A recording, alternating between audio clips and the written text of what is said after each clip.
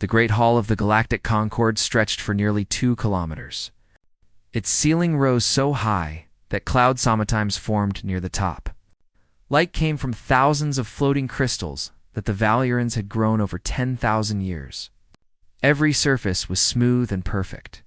Every corner held some treasure from a dozen different worlds. This waste heart of galactic civilization. This was where the important decisions were made.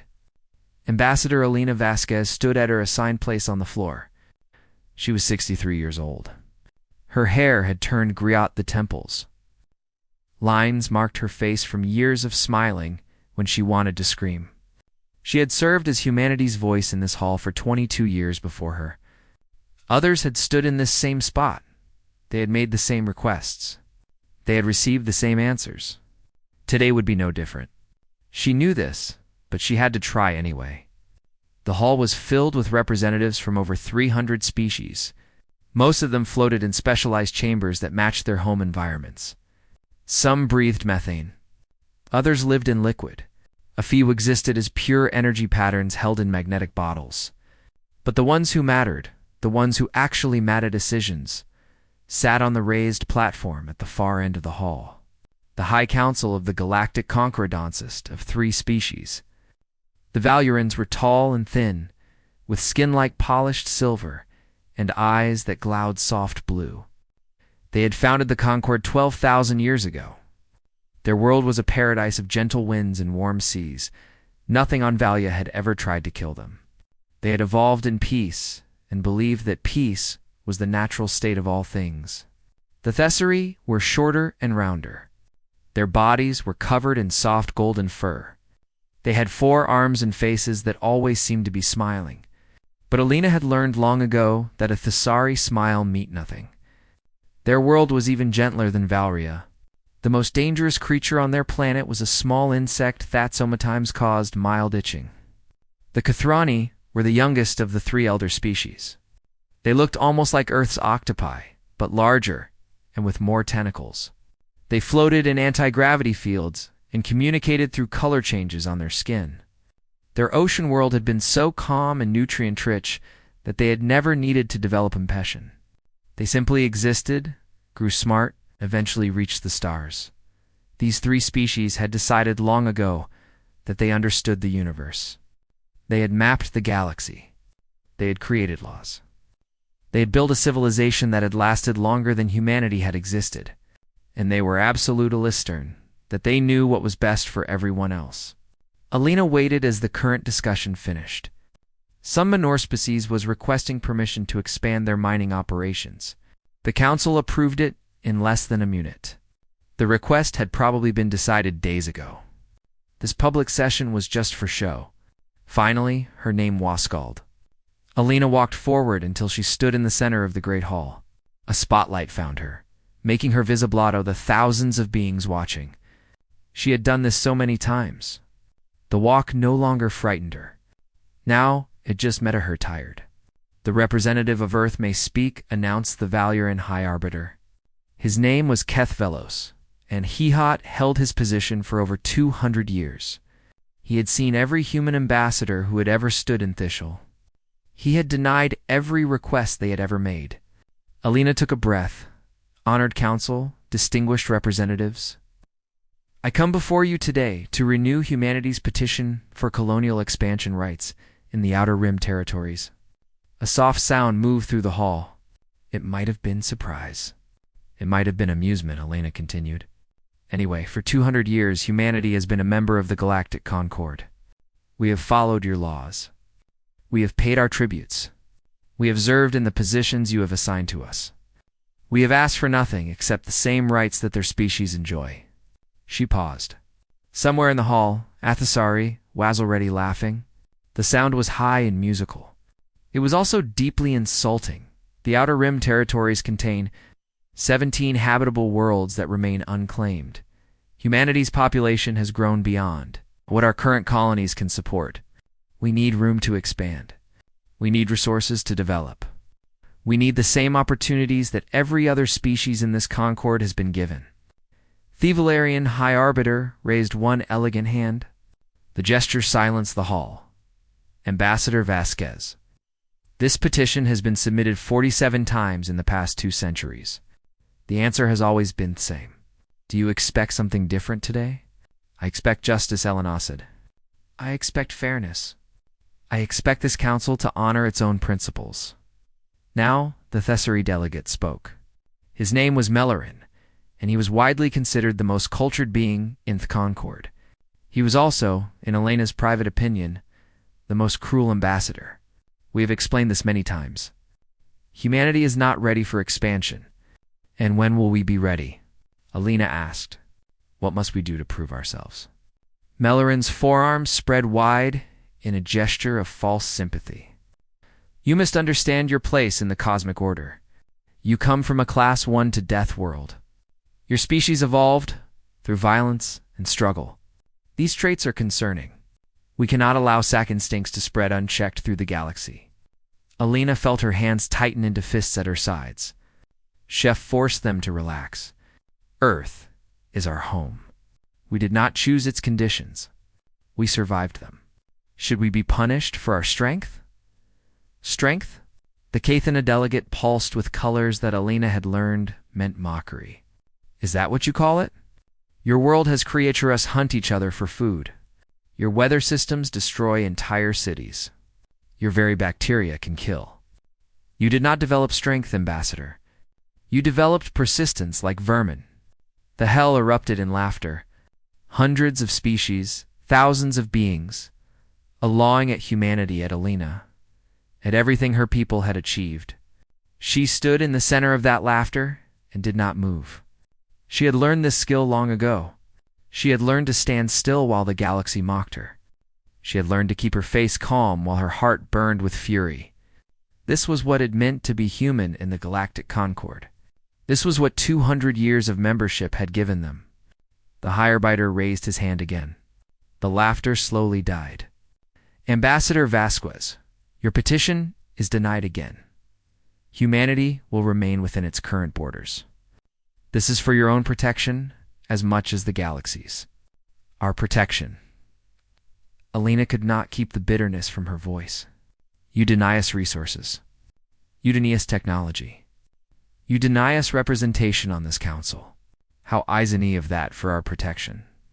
You would not understand, Melerin said. Your species is young. Your perspective is limited. In time, perhaps in another 1,000 years, you may develop the wisdom to see things as we do. Until then, you must trust in our guidance. Elena looked around the hall.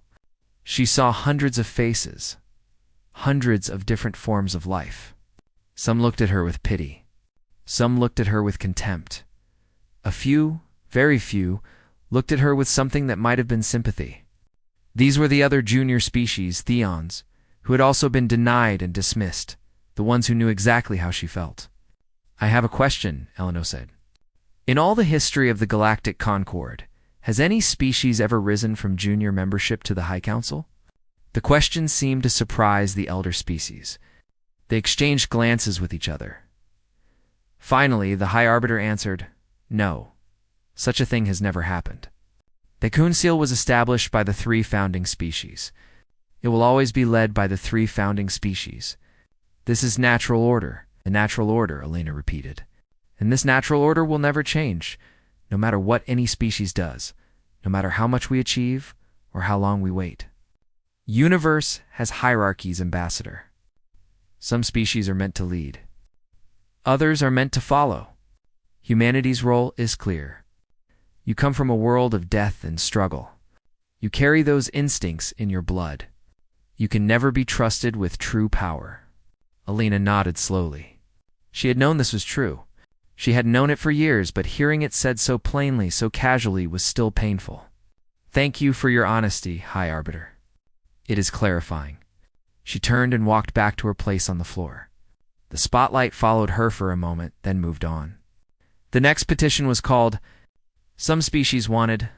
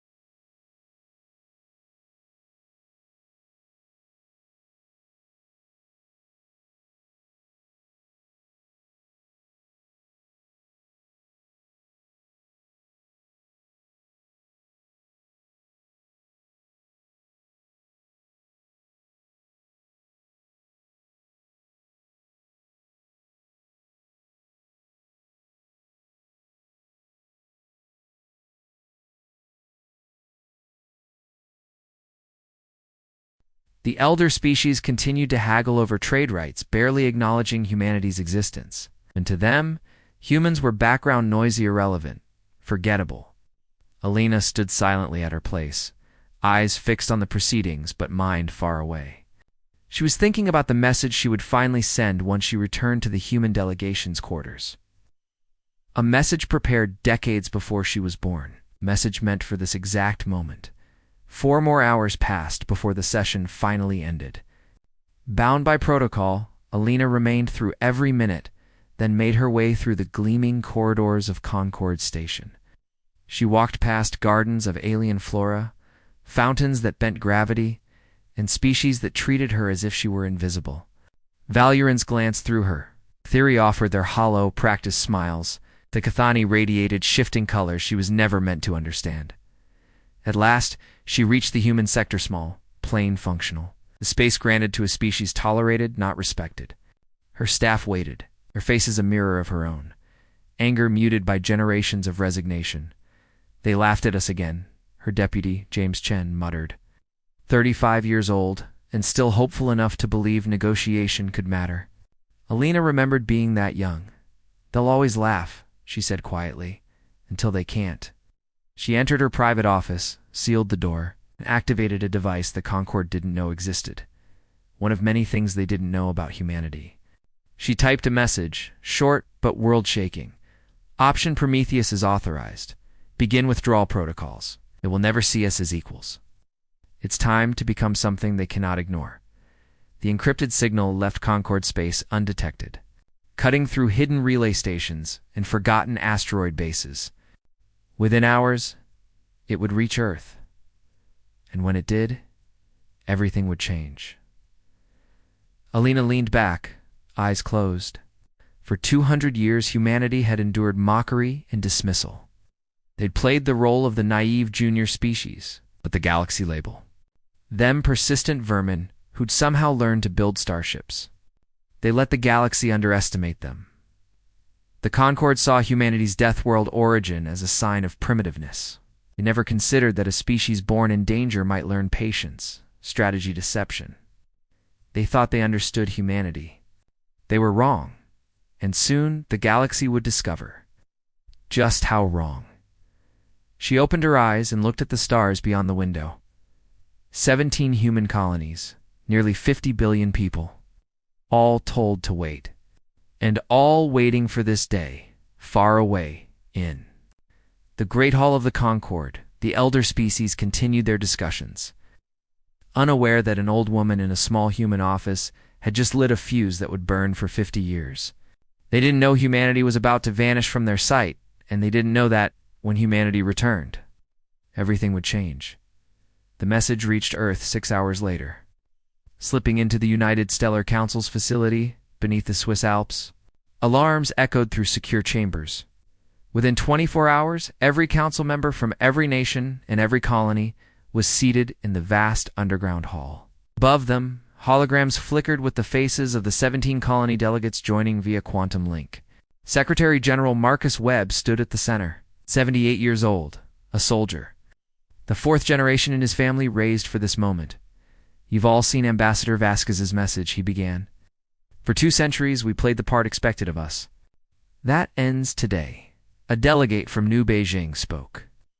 Is withdrawal truly necessary? Perhaps negotiation, no, Webb cut in softly. You know it's failed. 47 petitions denied.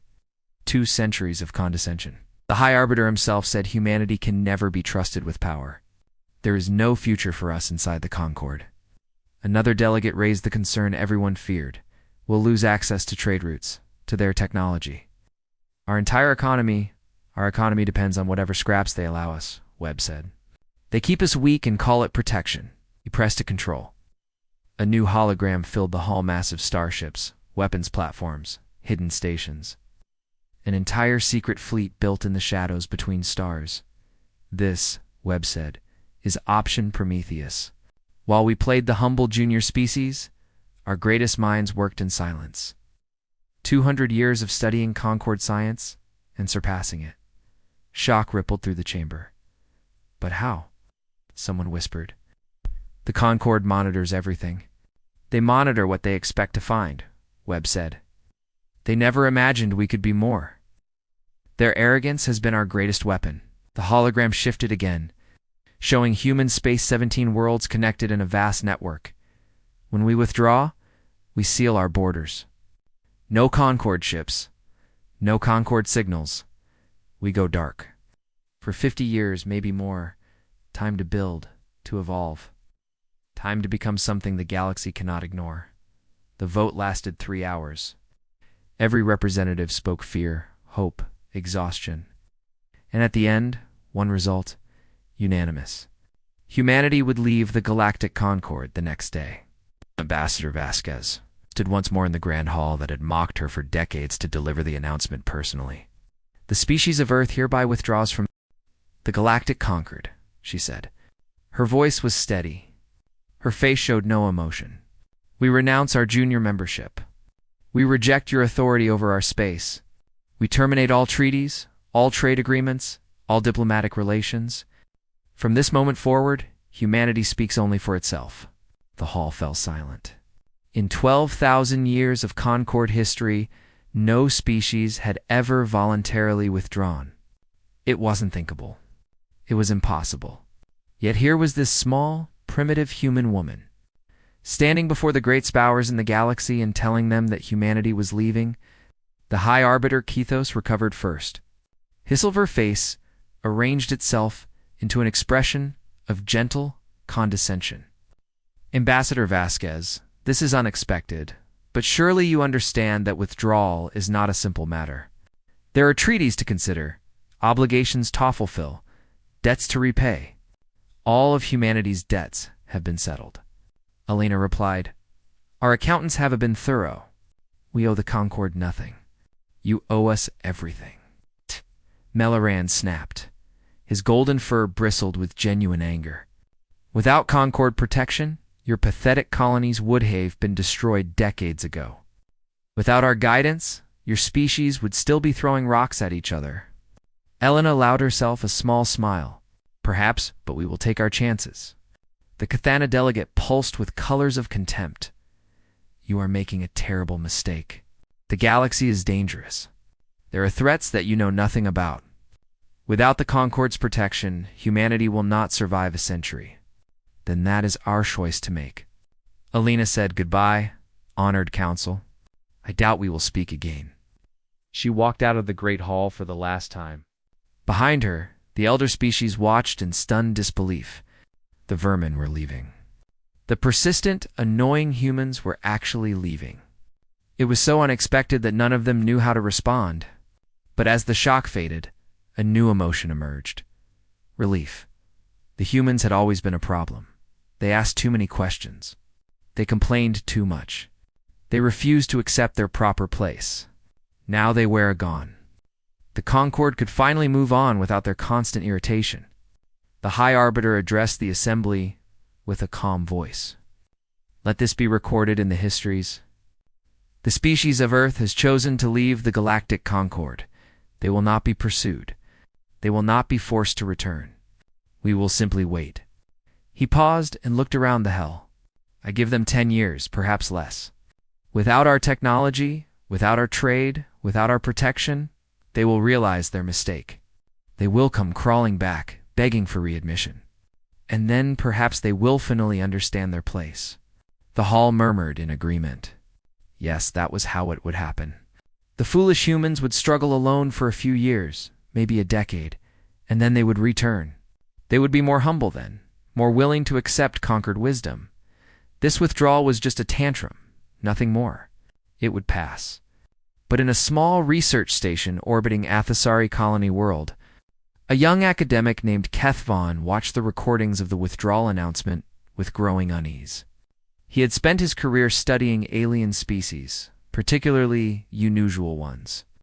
And there was something in Ambassador Vasquez's face that bothered him. She had not looked angry. She had not looked desperate. She had looked satisfied, like someone who had finally completed a long and difficult task. Like someone who knew exactly what was going to happen next.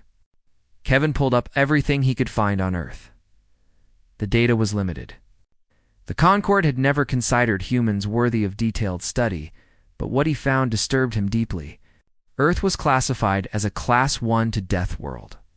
This was the second highest danger rating possible. The planet had unstable weather that could destroy entire regions. It had predators that hunted in packs using complex strategies. It had diseases that evolved constantly, defeating any immune system that could not adapt quickly enough. It had earthquakes and volcanoes and floods and droughts. It was by any reasonable standard a nightmare world where nothing should have survived. Yet humans had not just survived, they had thrived. They had spread across every continent, every climate, every environment their world offered. They had built civilizations in deserts and jungles, on mountains and islands, in frozen wastelands and tropical swamps. Wherever death tried to claim them, they found ways to endure. Keithan read the historical records with growing fascination. Humans had developed agriculture in lands that seemed to produce nothing but poison and thorns. They had crossed oceans in wooden boats, navigating by stars. As they barely understood, they had survived plagues that killed half the year population and rebuilt their societies within generations. They had invented weapons of unimaginable destruction. Anthon somehow chosen not to use them to annihilate themselves. This was not the behavior of primitive vermin. This was the behavior of a species that had been tested by the universe itself and refused to break. He wrote a report. He sent it to his superiors in the Thessaly Academic Council. He explained his concerns. He suggested that perhaps humanity was not what the Concorde assumed. He recommended that the withdrawal be treated with caution rather than dismissal. His report was ignored. His superiors sent back a polite note, thanking him for his diligence and suggesting that he focus on more productive research. Humanity was no longer a concern. Humanity was gone. End of matter. Keith Van did not accept this answer. He continued his research in secret. He gathered every piece of data he could find about human history, human psychology, human achievements, and the more he learned, the more his unease grew. There was a pattern in human behavior that he could see, but his superiors refused to acknowledge. When humans were pushed, they pushed back. When humans were threatened, they adapted. When humans were told that something was impossible, they found ways to do it anyway. This was not the pattern of a species that would give up and return begging for help. This was the pattern of a species that would use their isolation to become something new. He tried one more time to warn someone. He contacted a colleague in the Valoran scientific establishment and shared his findings. The response was laughter. Keith Van, my friend, you worry too much. Humans are clever. Yes, adaptable certainly, but they are still primitives from a death world. They have no real science. They have no real technology. They have nothing that one need to fear. In a decade, they will be back, and we will welcome them with open arms, because that is what civilized species do. Kavan wanted to argue. He wanted to explain that underestimating a species that had evolved on a Class 1-2 world was profoundly dangerous. He wanted to point out that humans had a history of surprising their enemies at the worst possible moment, but he knew it was useless. The Concorde had made up its mind. Humanity was dismissed. Humanity was forgotten. Humanity was no longer worth thinking about. So Keth Van returned to his research and waited. He did not know what would happen next. He did not know how long it would take. Buth was absolutely certain of one thing. When humanity emerged from their isolation, the galaxy would wish it had paid more attention. Meanwhile, in human space, the borders were closing. Ships were recalled, stations were sealed, communication arrays were shut down. The 17 colony worlds and the 50 billion humans who lived on them began to disappear from the galactic network. Secretary General Webb watched the process from his office on Earth. The withdrawal was proceeding exactly as planned. In a few weeks, humanity would be completely invisible to Concorde sensors. The galaxy would think they had retreated into primitive isolation. The galaxy would be wrong. In hidden shipyards throughout human space, construction was accelerating. Thousands of workers who had been waiting for this moment began their true work. Scientists deployed laboratories that had never been registered with the Concorde. Engineers activated machines that represented 12 centuries of secret development. The human species was not retreating. It was preparing. Webb looked at the latest reports and allowed himself a small moment of satisfaction. The Concorde expected humanity to fail. The Concorde expected humanity to return in 10 years, humbled and broken. The Concorde was going to be very surprised. Worshur year passed. At first, the Galactic Concorde remembered humanity. The High Council made occasional references to the withdrawal incident and predicted the imminent return of the wayward species. Diplomats prepared welcoming speeches. Trade negotiators drafted new agreements that would be even more restrictive than before. Everyone expected the humans to come crawling back, just as the High Arbiter had predicted. But the humans did not return. After 10 years, the predictions changed. Perhaps it would. Take 20 years. The humans were stubborn. They might hold out longer than expected, but eventually the harsh realities of isolation would force them to seek Concorde assistance. After 20 years, confusion began to replace certainty. Surely the humans should have contacted someone by now. Surely their primitive technology should have failed. Surely their colonies should be struggling. Yet, there was no communication, no distress signals, no evidence of collapse. After 30 years, the Concorde sent its first probe to the edge of human space. The probe detected nothing.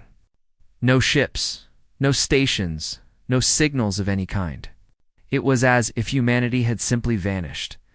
After 40 years, the High Council decided that the humans had probably destroyed themselves. Their Deathworld instincts had finally caught up with them. Internal conflict, resource depletion, technological failure. Something must have gone wrong. The galaxy had been spared the burden of primitive humanity forever. This explanation satisfied most species. They removed humanity from their official records. They erased human colonies from their maps. They forgot that a species called humans had ever existed. But Keithven did not forget. He was old now, over 200 years by Thesery standards. His golden fur had faded to pale cream. His forearms moved more slowly than they once had, but his mind remained sharp, and his obsession with humanity had never faded. He had spent 50 years gathering every scrap of information he could find. Most of it was useless. The Concorde had never bothered to study humans carefully. But occasionally, something interesting would emerge. A sensor anomaly at the edge of human space. A gravitational distortion that should not exist. A burst of energy that defied explanation. The anomalies were rare. They were easy to dismiss. But Keithven noticed that they were becoming more frequent. And they were becoming larger. He requested a meeting with the Thesari Academic Council to present his findings. To his surprise, they agreed. Perhaps they were curious. Perhaps they were humoring an old researcher. Whatever the reason, Keithven found himself standing before the most respected minds of his species, explaining why he believed humanity was not dead. The anomalies form a pattern, he said, displaying his data on the Kuncel's holographic system. They cluster at specific points along the boundary of former human space. They occur at regular intervals. They are increasing in both frequency and intensity. The council members exchange skeptical looks. "What are you suggesting?" asked the senior academician.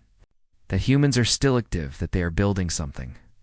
"I am suggesting that we do not know what they are doing," Keithven replied, "and that concerns me deeply. A species does not evolve on a Class 1 new 2 death world by being passive. Humans are survivors. They adapt. They avert them. The idea that they would simply collapse after withdrawal is inconsistent with everything we know about their history. Their history is primitive."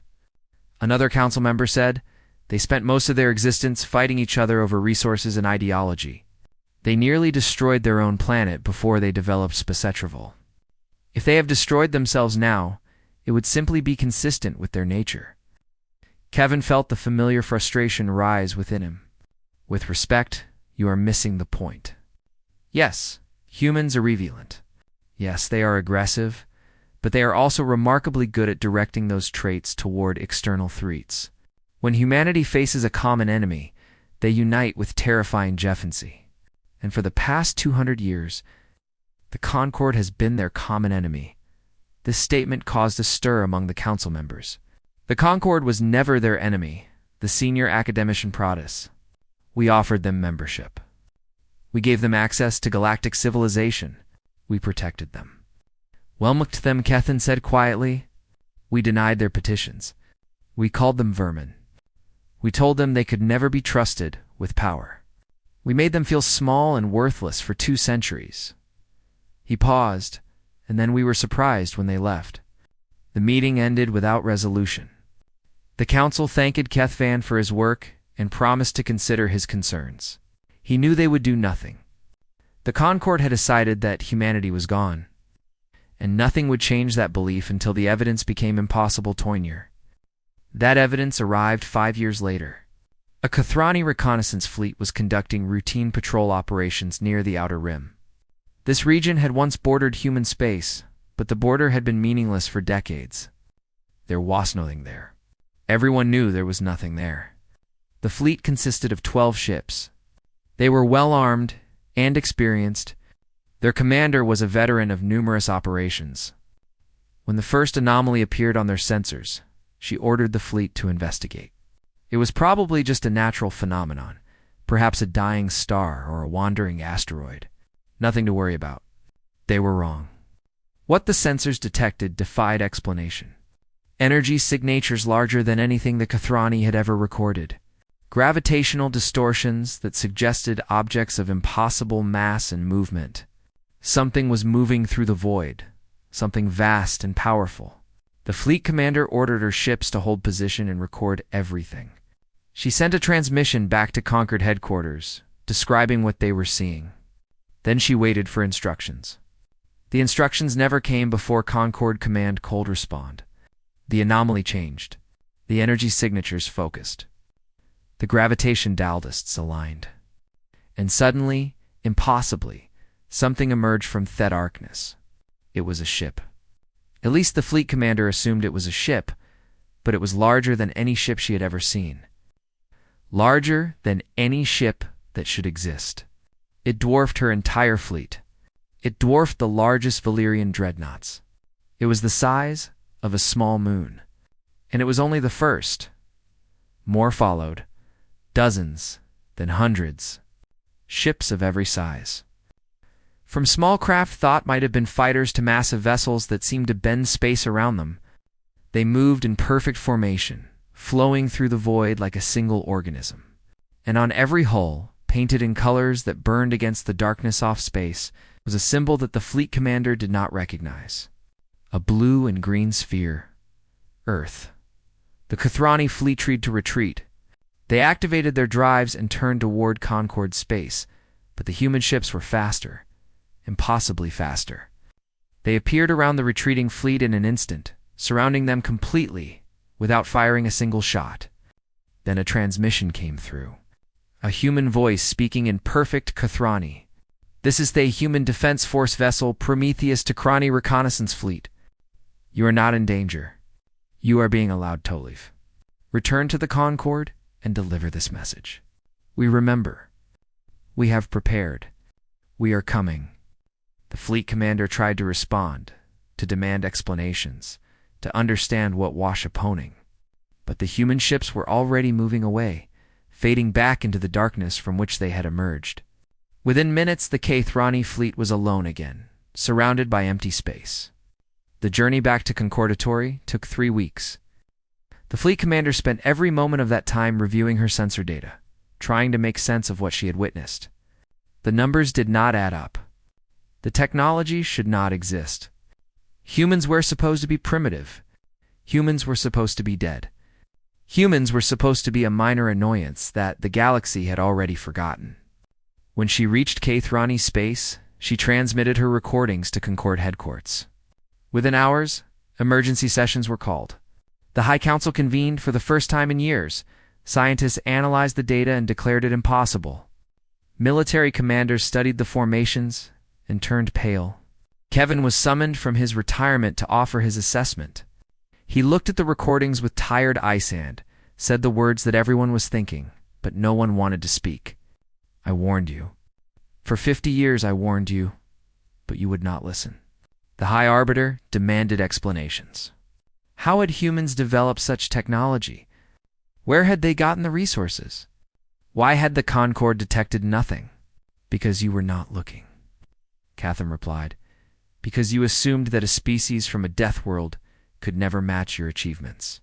Because you're arroganceably in you to the obvious truth. And what truth is that? Keith Van turned to face the council directly. Humans didn't evolve on a paradise world. They evolved on a world that tried to kill them every day of their existence. They learned to plan. They learned to build. They learned to hide their strength until the moment was right. You gave them 200 years to study your technology and find your weaknesses. Then, you gave them 50 years of isolation to use that knowledge. He paused. What did you think they would do? Give up and die? Before Inyan could respond, a new transmission arrived. It was broadcast on all frequencies, penetrating every communication system in the Concord. A single message repeated in every known language. A human woman appeared on screen. She was old, her face lined with age, her hair completely white, but her eyes were sharp and clear. Her voice carried the weight of centuries. This is Ambassador Alina Vasquez of the Human Defense Force. I speak on behalf of the species of Earth. She paused. 50 years ago, I stood before your council and announced humanity's withdrawal from the Galactic Concord. You laughed. You dismissed us. You predicted our failure and forgot our existence. Her expression hardened. We remember. We remember every insult, every denied petition, every time you called us vermin, every time you told us we could never be trusted. We remember all of it. The image shifted to show the human fleet, hundreds of ships, thousands off ships, more ships than the Concord had ever assembled in one place. They filled the screen, stretching to the horizon off space. This is what 50 years of memory looks like. This is what happens when you underestimate a death world species. This is the price of your arrogance. Alina Vasquez reappeared on screen. Her old face showed no anger, no hatred, only a calm, patient determination that was somehow more frightening than rage. We are coming to Valeria Prime. We are coming to the heart of your Concord. Not to destroy, not to conquer, but to have a conversation that should have happened 250 years ago. She leaned forward slightly, her eyes seeming to look directly at every being watching the transmission. We suggest you prepare. The transmission ended. Silence filled every council chamber, every government office, every home where the message had been received. The galaxy had forgotten humanity. Now humanity was reminding them, and the galaxy was not prepared for what was coming next. The Valen home system had never seen anything like it. For 12,000 years, Valia Prime had been center of galactic civilization. The most powerful species in known space had gathered here to build something beautiful. The orbital stations that circled the planet were works of art as much as engineering. The defense platforms that protected the system were the finest ever constructed. The fleets that patrolled the space lanes were considered invincible. None of it mattered. The human fleet emerged from fold space in a wave of light and energy that overwhelmed every sensor in the system. One moment there was empty space. The next moment there were ships. Thousands of ships. More ships than had ever been assembled in one place in the entire history of the Galactic Concord, the Valuran. Defense coordinator stared at his screens in disbelief. His training told him to give orders. His experience told him to organize a response. But his instincts told him something much simpler. This was not a battle. This was a statement. The human fleet spread across the system in perfect formation. The smaller ships took positions around the defense platforms without firing. The medium vessels blocked the retreat routes without threatening the Concord fleets. In the large ships, the massive vessels that dwarfed anything the Valurians had ever built, moved slowly toward the planet itself. At the center of the formation flew a single ship that was clearly the flagship. It was not the largest vessel in the fleet, but it radiated power in ways that went beyond mere size. Its hull seemed to absorb light rather than reflect it. Its engines burned with a color that had none in any Valuran language. And on its prow, painted in gold against the darkness, were the words, Prometheusizing. The High Council gathered in their emergency chamber as the human fleet approached. The High Arbiter Cathos had been in power for over 250 years. He had guided the Concord through countless crises. He had never faced anything like this. "How is this possible?" he demanded. "Our intelligence aid humans had no significant military capability. Our scientists said their technology was primitive. How did they build this?" No one had an answer. The truth was too painful to accept. The Concord had been wrong. The Concord had been catastrophically, humiliatingly wrong. Maloran, the Thessary delegate, who had once called humans vermin, sat in silence. His golden fur had lost its luster over the decades. His forearms trembled slightly. He had spent 50 years believing that humans would return, begging for readmission. Now they had returned with the power to destroy everything he had ever known. "What do they want?" asked the Cathroni representative. Her skin pulsed with colors of fear and confusion. "They said they were coming for a conversation." "What kind of conversation requires a fleet of this size?" "A conversation we cannot refuse?" Keith Van said. He had been summoned to the emergency session despite his retirement. The council finally wanted to hear what he had to say. "They are not here to negotiate. They are here to dictate terms. The fleet is simply to ensure that we listen." The High Arbiter turned to him with desperate eyes. "You studied them. You warned us. What do they want? What will satisfy them?" Keith Van Considereth questioned carefully. "I have spent 50 years trying to understand humanity. I believe I know them better than anyone else in the Concord. And I can tell you this. They do not want to destroy us. Destruction was their goal. They would have attacked already. This fleet is capable of ending our civilization in hours. They have chosen not to use that capability. Then what do they want?" "Recognition," Keth said simply. "Respect, acknowledgement that they are not inferior. They want what they have always wanted. The only difference is that now they have the power to demand it." A transmission signal interrupted the discussion. The human flagship, wotioning them. The High Arbiter had no choice but to accept. The screen flickered to life. And there she was, Ambassador Elena Vasquez, 270 years old. Kept alive by technology the Concord had never known existed. Her face was a map of lines and wrinkles. But her eyes burned with the same fire they had held when she first walked out of the council chamber 50 years ago. "High Arbiter Kethos," she said. Her voice was clear and strong. "We meet again, though I suspect you barely remember me." The High Arbiter struggled to compose himself. "Ambassador Vasquez, this is unprecedented. Your fleet has violated Concord space without authorization. You have threatened the heart of galactic civilization." "This is an act of war," Elena smiled. It was not a pleasant smile. "An act of war?" Interesting choice of words. "Let me ask you something, High Arbiter. When you denied humanity basic rights for 2 centuries, was that an act of war? When you mocked us in open council, was that an act of war? When you told us we could never be trusted with power, was that an act of war? That was different. We were trying to protect you, to guide you. You were trying to contain us.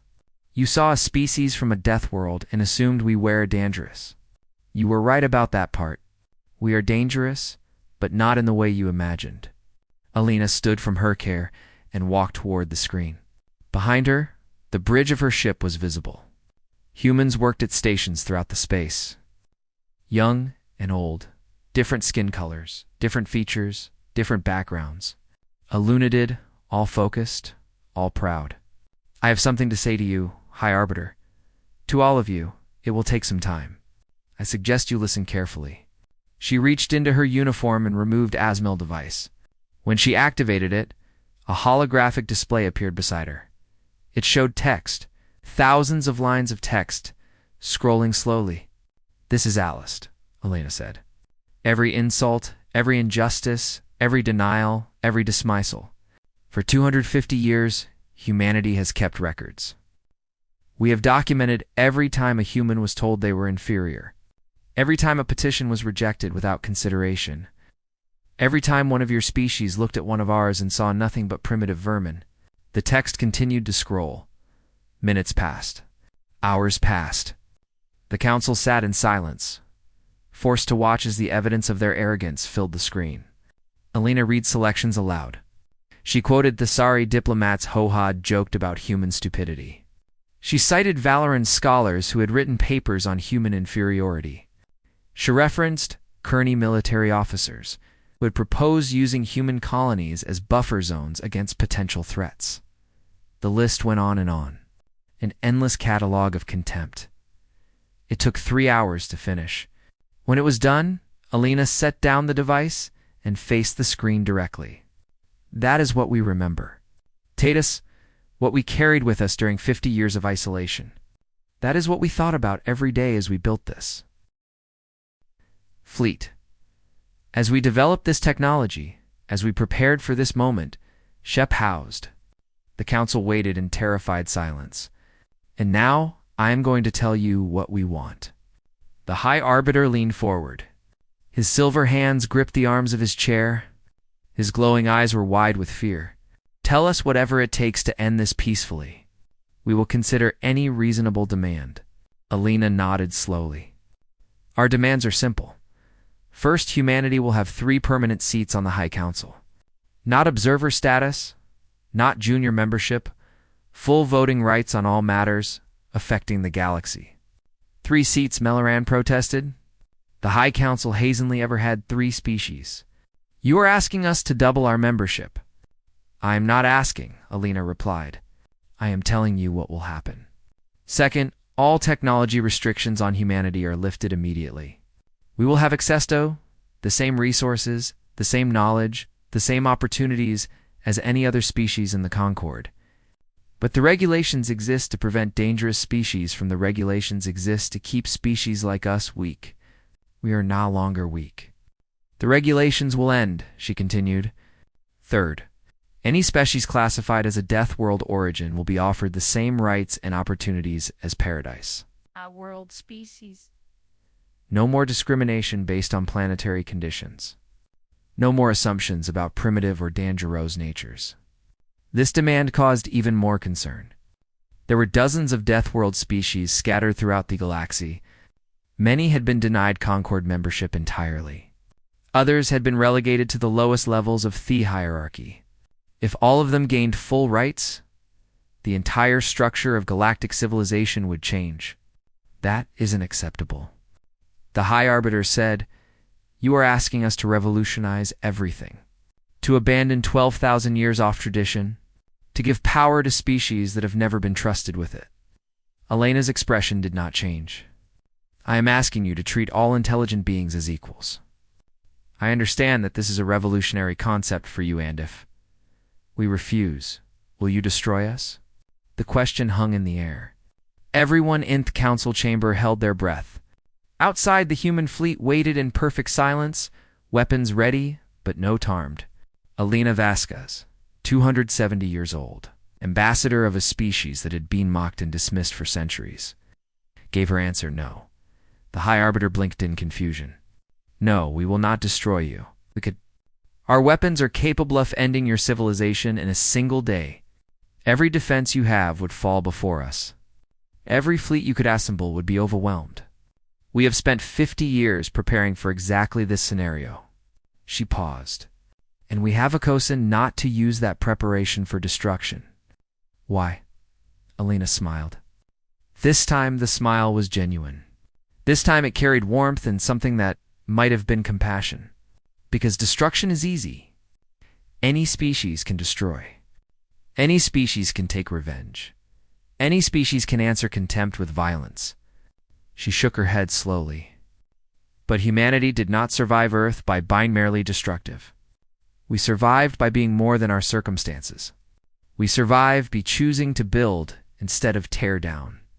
We survived by finding strength that went beyond physical power. She'll look directly at the High Arbiter. We came here today to prove that we are not what you believed us to be. Not vermin, not primitives, not dangerous animals who cannot control their instincts. We are human beings. We are capable of great violence. Yes, but we are also capable of great restraint. Her voice hardened. So, no, we will not destroy you, but we will not leave. This fleet will remain in your system until our demands are met. Our ships will watch our stations. Our sensors will monitor your communications. Our presence will remind you every moment of every day that the species you dismissed as inferior now holds your fate in its hands. She leaned forward. You will accept our demands? Not because we will destroy you if you refuse, but because you will eventually realize that we err right, that your hierarchy was built on arrogance and fear, that the galaxy will be better when all species are treated as equals. And if we never agree, Elena shrugged, then we will wait. We are Deathworld survivors, High Arbiter. We are very good at waiting. Our fleet has supplies for decades. Our crews are prepared for extended deployment.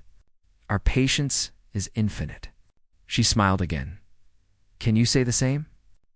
The transmission ended. The council sat in stunned silence. Outside, the human fleet continued its vigil. Weapons silent, presence overwhelming. Kevon looked at these colleagues and saw the truth on their faces. They were afraid. They were humiliated. They were finally beginning to understand what humanity had known all along. The galaxy was about to change, and there was nothing anyone could do to stop it. The human fleet waited for 17 days. During that time, the Galactic Concord experienced something it had never known before: doubt. For 12,000 years, the elder species had believed in their own superiority. They had built a civilization on the assumption that they were wiser, more advanced, more worthy of leadership than any other beings in the galaxy. Now, that assumption lay shattered, and they had no idea how to proceed. The High Council met in continuous session. Arguments ragged through the chamber. Some demanded resistance, insisting that the Concord must never surrender to threats. Others surged acceptance, pointing out that the human fleet could destroy them at any moment.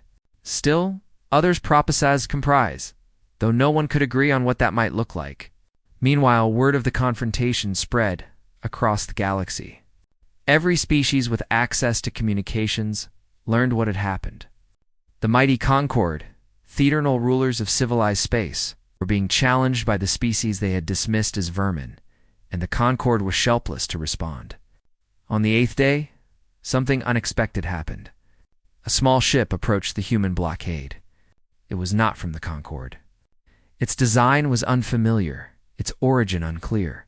When it transmitted identification codes, the human fleet allowed it to pass. The ship carried representatives from 6 species. They were all Deathworld survivors. They had all been denied full membership in the Concord. They had all spent centuries being told that their violent origins made them unworthy of trust. They came to offer their support to humanity. Ambassador Vasquez met with them aboard the Prometheus Rising. They told her stories that echoed humanity's sound experience. The Kravik, whose volcanic homeworld had forged them into beings of incredible endurance. Thethosori, whose ocean planet was filled with predators that made Earth's sharks seem tame. The Morkathon, whose frozen world had taught them to survive on almost nothing. All of them had been judged by where they came from, rather than who they had become. "We have watched your species since you joined the Concord," said the Kravik representative. Her stone-like skin reflected the ship's lights as she spoke. "We saw how they treated you. We recognized the pattern. It was the same way they treated us." "Why did you not speak up?" Elena asked. "Why did no one challenge the Concord's hierarchy before? Because we believed we were alone. Because we thought that resistance was impossible. Because we accepted what they told us about ourselves." The Kravik's voice carried centuries of regret. "We forgot what our ancestors knew. That survival against impossible odds is not a weakness. It is the greatest strength in the universe." Elena nodded slowly. "Then let us remind the galaxy together." By the 12th day, the small group of Deathworld supporters had grown into a coalition. 17 species scattered across the galaxy declared their alignment with humanity's demands. Their combined populations numbered in the hundreds of billions. Their combined territories spanned nearly a quarter of known space. What had begun as one species facing the Concord alone had become something much larger. The High Council could no longer ignore the reality of their situation. On the 15th day, they requested a formal meeting with Ambassador Vasquez. She agreed to meet them on neutral ground, a Concord station at the edge of the Valen system, its weapons disabled, its crews evacuated. Alina walked into the meeting chamber with a small delegation of humans and Deathworld allies. On the opposite side of the table sat the High Arbiter and representatives of the three elder species. The room was silent except for the soft hum of life support systems. Ambassador Vasquez, the High Arbiter began. His voice was tired. His silver skin had lost some of its luster. The stress of the past 2 weeks had aged him more than the previous 2 centuries. We have considered your demands and we cannot accept them in their current form. To give humanity 3 seats on the High Council would fundamentally alter the structure of galactic governance. To lift all technology restrictions would create security concerns. To extend full rights to all Deathworld species would treat all intelligent beings as equals. Alina finished for him. Yes, that is the point. The High Arbiter spread his hands in a gesture of helplessness. You are asking us to abandon everything we have built, everything we believe in. The hierarchy exists for a reason. Some species are simply more suited to leadership than others. Are they? Alina leaned forward.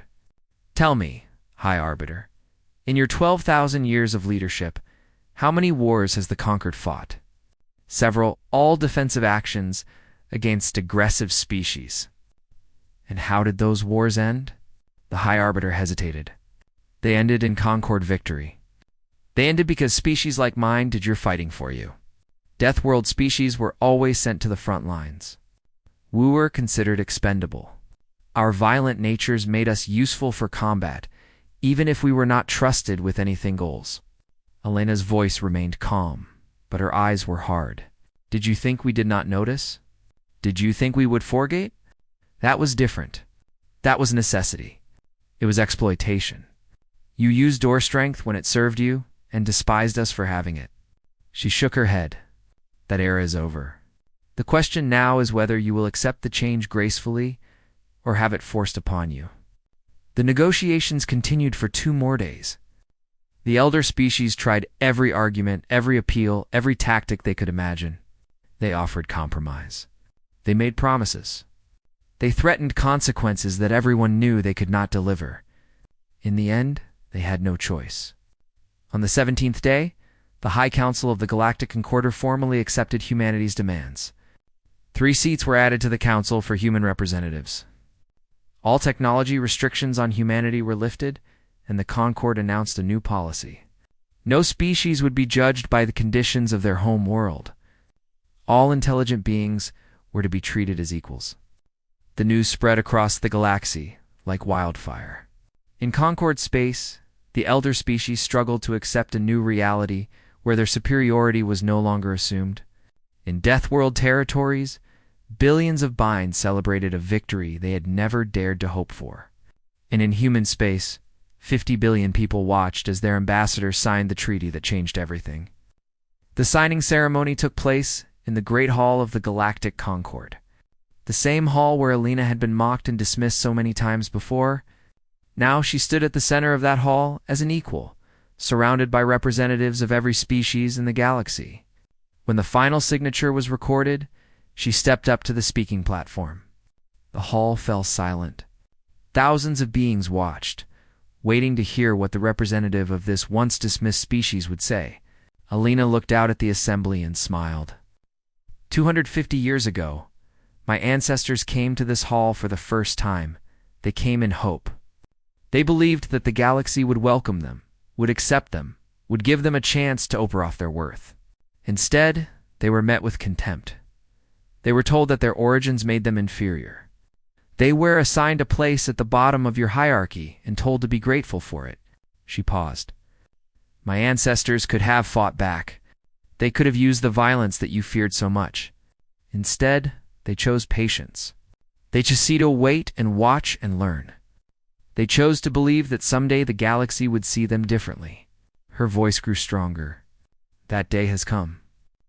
But I do not stand here to gloat. I do not stand here to celebrate victory over those who wronged us. I stand here to speak of what comes next. She gestured to the delegates around her. human and alien alike. The galaxy that was built on hierarchy is ending. The galaxy that replaces it must be built on something better, not on fear of the strong or contempt for the different. Not on assumptions about which species deserve power and which do not. The new galaxy must be built on recognition.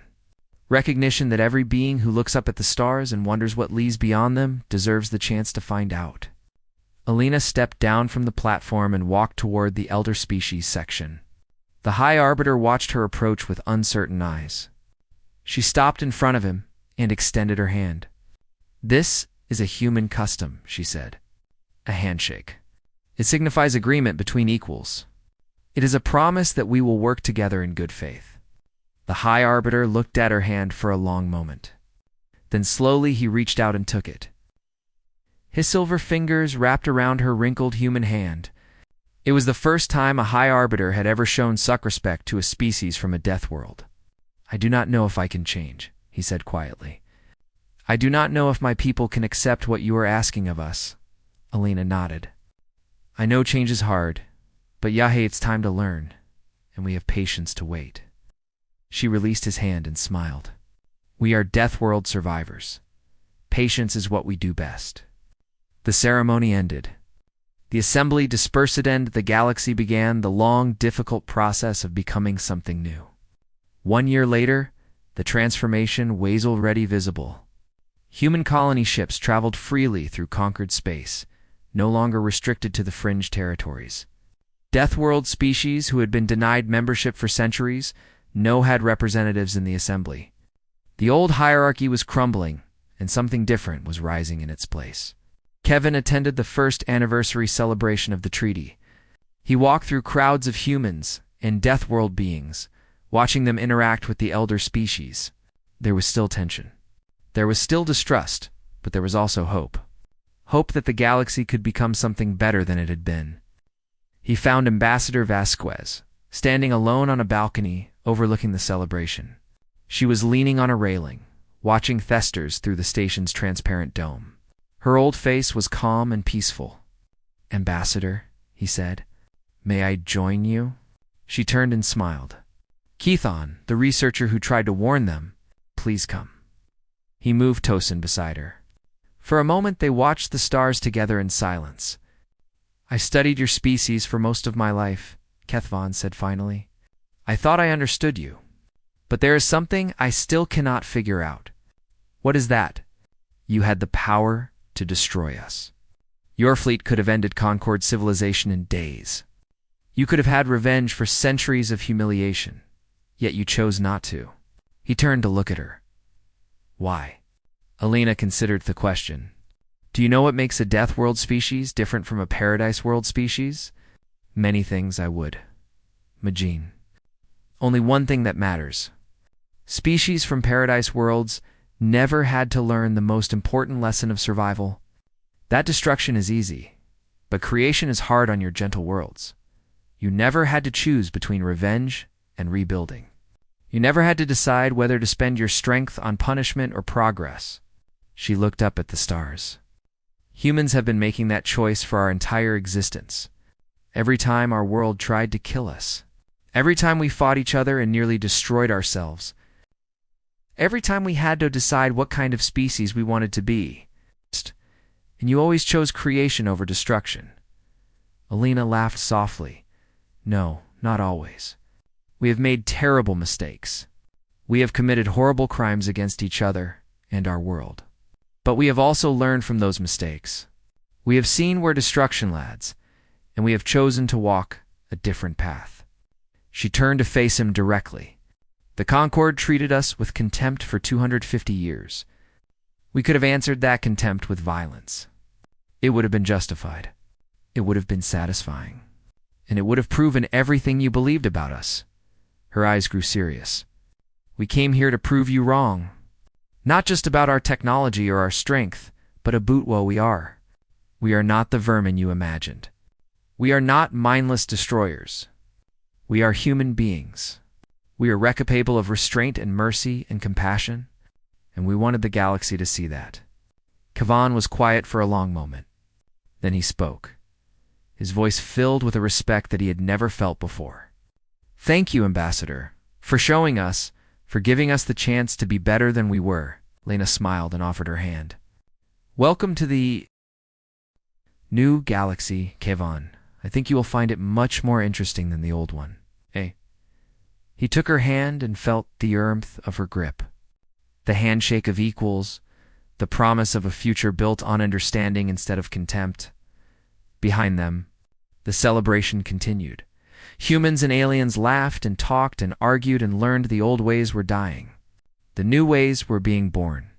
And somewhere in the vast darkness between stars, human colony ships flew toward new frontiers. They carried families and dreams and the hope of billions. They carried the spirit of a species that had been tested by a death world and emerged stronger. They carried the future. The galaxy had not been prepared for what humanity would become.